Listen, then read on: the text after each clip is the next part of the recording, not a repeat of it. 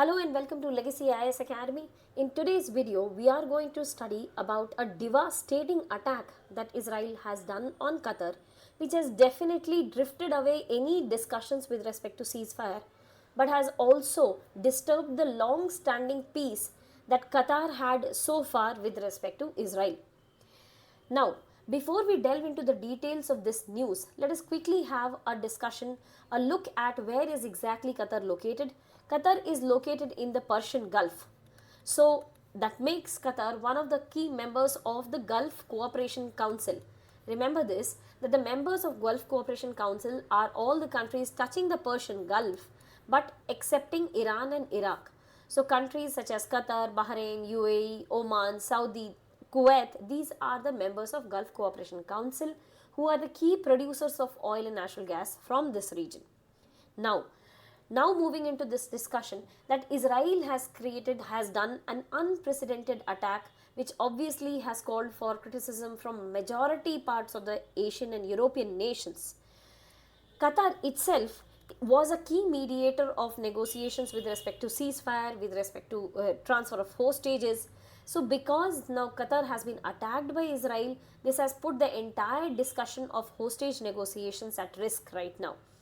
Now we do not know what will be the consequent reaction. In fact, the reactions that is coming from the government of Qatar as well as that of Saudi Arabia is definitely not in favor of Israel as of now.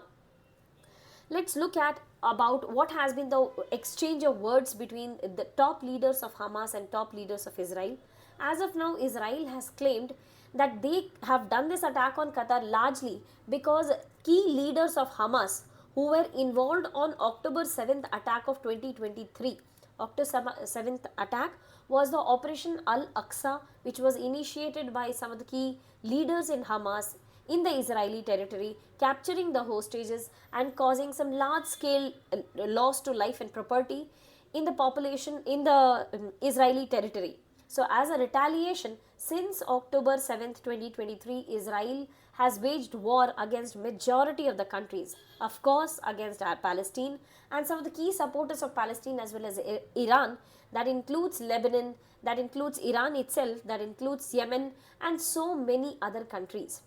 Now, the last major attack that Israel did was on Iran after a long period of silence, or rather after forced evacuation of Palestinian population from the Gaza Strip. As of now, Israel has attacked Qatar. The reason they stated was the top leaders of Hamas involved on the October 7th attack were sitting in Qatar and they were targeted in this attack. Now, so what is the reaction from Hamas? Hamas says that the top leaders have survived, although Hamas has also accepted this fact that there are 6 people, they have been confirmed dead. Okay? From Hamas, there are 6 people who have been confirmed dead, but also a person from Qatar security forces has also died in this attack. That puts Qatar into this war zone now. Now, after the reactions coming from Hamas, who has confirmed that we do agree that 6 people have died, but not the top Hamas leader who was involved in this on the Operation Al-Aqsa. So as a consequence, Israel has right now retaliated. The Israeli embassy, the ambassador of Israel sitting in US, he has promised that in the next attack, so we are waiting for one more, it is expected that Israel will be carrying out one more attack.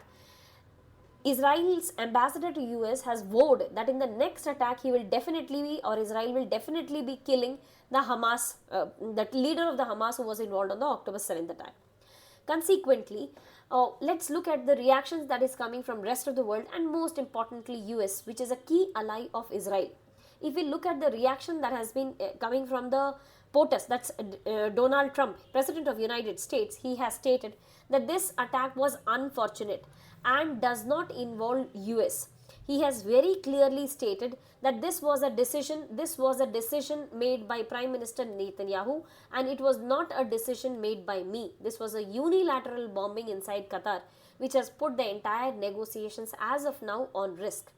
He has also stated, President has also confirmed that he had informed the security forces in US tried to get in contact with the Qatari government, but it was too late.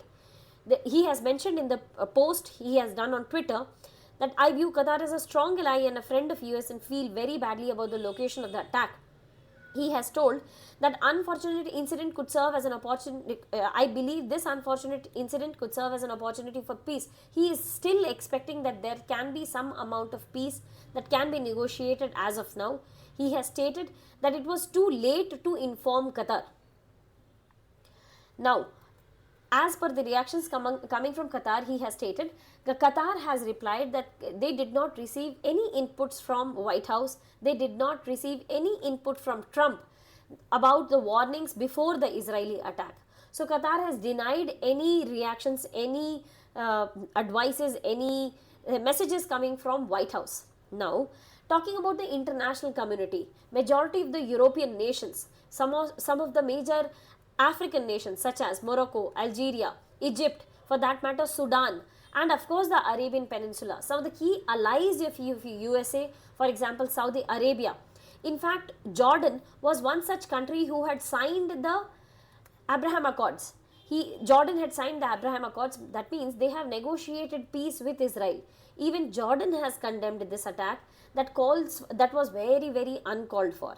In fact, some of the countries such as Australia and UK, which are also the key allies of UK, France, Australia, these are some of the key allies of USA, who have also stated that if Israel doesn't stop attacking Palestine, doesn't stop causing mass death in Palestine, and doesn't stop the entire escalation of Israel-Palestine issue, doesn't negotiate for ceasefire, then these three countries, some of the key allies of USA, that is UK, France as well as Australia, will also be recognizing Palestine.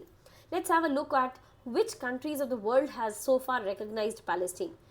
Majority of the countries of South America, majority of the African nations, Asian nations, Malaysia for that matter, Indonesia and Papua New Guinea, so many countries have so far recognized Palestine. But of course, we have some of the key allies of USA as we discussed, UK, France, Germany, Italy for that matter. These countries have so far not recognized Palestine. Australia also has not recognized Palestine. But there is an ultimatum that has come from France as well as the government of UK, that this meeting of United Nations General Assembly, which has already started on September 9th, that is yesterday, if the ceasefire is not negotiated, then in this meeting of United Nations General Assembly, France, UK as well as Australia will recognize Palestine. So that puts the entire discussions, entire negotiations at a question mark. That also puts a majority of the pressure on US itself to negotiate for peace.